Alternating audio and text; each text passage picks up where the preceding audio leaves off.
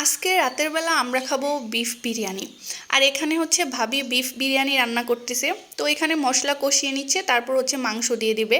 মাংস কষানো হলে দেন হচ্ছে চিনি গুঁড়া চাল মানে কী জানি করে সিদ্ধ করবে, দেন হচ্ছে বিরিয়ানিটা রান্না করবে। আর এই ভাবির হাতের বিরিয়ানিটা কিন্তু অনেক বেশি মজা হয়।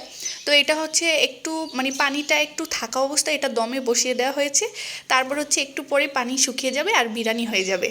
বিরিয়ানি হচ্ছে এমন একটা খাবার যেটার নাম শুনলেই আমার খিদা লেগে যায়। আমি এত পছন্দ করি বিরিয়ানি। বিরিয়ানি হচ্ছে আমার মানে রাইস আইটেমগুলোর মধ্যে বিরিয়ানি আমার সবচেয়ে বেশি পছন্দ। আর সেটা যদি কাচ্চি বিরিয়ানি হয় তাহলে তো কোনো কথাই নাই। যদিও আমি সব টাইপের বিরিয়ানি পছন্দ করি, বিফ বিরিয়ানি, চিকেন বিরিয়ানি, কাচ্চি বিরিয়ানি, তারপরে হচ্ছে ডিম বিরিয়ানি, সব ধরনের বিরিয়ানি আমার ভালো লাগে। তো হচ্ছে রাতের বেলা খেয়ে নিলাম মজা করে, তারপর পরের দিন সকালবেলা হচ্ছে আবার নাস্তা হিসেবে খেয়ে নিলাম। কারণ হচ্ছে এটা রাতের বেলা আমরা খাওয়া দাওয়া করার পর আরও ছিল, তো ভাবলাম যে সকালবেলা একটু গরম করে খেয়ে নিই ব্রেকফাস্ট হিসেবে। তারপর সকালবেলাও খেয়ে নিলাম। আর বিরিয়ানি হচ্ছে এমন একটা খাবার, আমাকে যতবার দিবে আমি ততবারই খেতে পারবো। বিরিয়ানি এত পছন্দের খাবার হওয়ার পরেও আমি বিরিয়ানি রান্না করতে পারি না, বা আমার হাতের বিরিয়ানি একদমই পারফেক্ট হয় না। তো যাই হোক, দোকানে গিয়েছিলাম, দোকানে বলতে বাজারে গিয়েছিলাম। বাজারে যাওয়ার পর হচ্ছে এই সিলনের ইনস্ট্যান্ট যে মিল্ক টিটা ওইটা নিয়ে আসলাম। এটা আমার কাছে আগে অনেক বেশি ভালো লাগতো, এখন কেন জানি ভালো লাগে না খাইতে।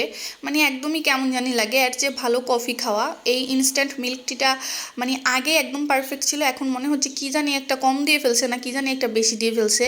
আগের মতো আর এখন আর মজা লাগে না। তো যাই হোক, এগুলা নিয়ে আসছিলাম। আসার পর মানে নিয়ে আসার পর হচ্ছে সকাল বিকাল খাইতে খাইতে মনে হয় 2-3 দিনে শেষ হয়ে গেছে সবগুলা। আমার কাছে হচ্ছে এরকম প্যাকেট থাকলে আমি হচ্ছে একটু পর পরই চা কফি খাই, যেটা খুবই ব্যাড হ্যাবিট। মানুষ যেমন একটু পরে পরে মানে বয়স্ক মানুষ যেমন একটু পরে পরে পান খায়, আমি হচ্ছে একটু পরে পরে চা কফি খাই। আমার চা কফিটাই একটা নেশা, এটা আসলে দূর করতে হবে।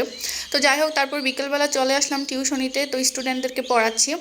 তো ওদেরকে পড়ানোর সময় আমার স্টুডেন্ট বলতেছে, ভিডিও করছেন?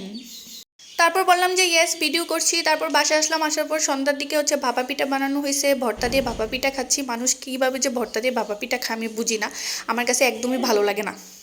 আমার কাছে ভর্তা দিয়ে শুধুমাত্র চিতই পিঠা খেতেই ভালো লাগে। আমার মনে হয় যে ভর্তার সাথে শুধুমাত্র চিতই পিঠাটাই যায়। ভাপা পিঠা আর হচ্ছে মেরা পিঠা আমার ভর্তা দিয়ে খেতে একদম ভালো লাগে না। তো যাই হোক, তারপর টিউশনিতে যাওয়ার পর আরেকটা মানে সন্ধ্যার দিকে আরেকটা টিউশনি ছিল। যাওয়ার পর হচ্ছে ওই টিউশনিতে মানে ওই যে আপুটা মানে যার মেয়েকে পড়াই, উনি হচ্ছে অনেকগুলো পিঠা বানাইছিল। এখান থেকে আমাকে অনেকগুলো পিঠা খাওয়াইছে, দেন হচ্ছে আবার আমাকে দিয়ে দিছে বাসায় নিয়ে যাওয়ার জন্য, বাসায় নিয়ে খাওয়ার জন্য।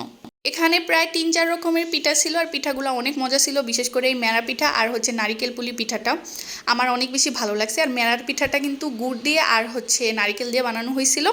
তো এই পর্যন্ত আজকে আমার ভিডিওটি। সবাই ভালো থাকবেন। টাটা, বাই বাই, আল্লাহ হাফিজ।